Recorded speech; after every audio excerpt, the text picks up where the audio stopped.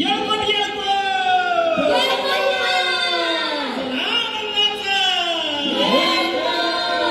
कैलाशी शिवशंकर बसले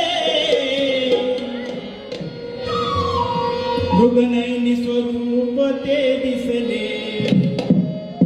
पोहल्यावर खंडेराया बसले न शोभा छान छान छान पोहल्यावर खंडेराया बसले न शोभा छान छान छान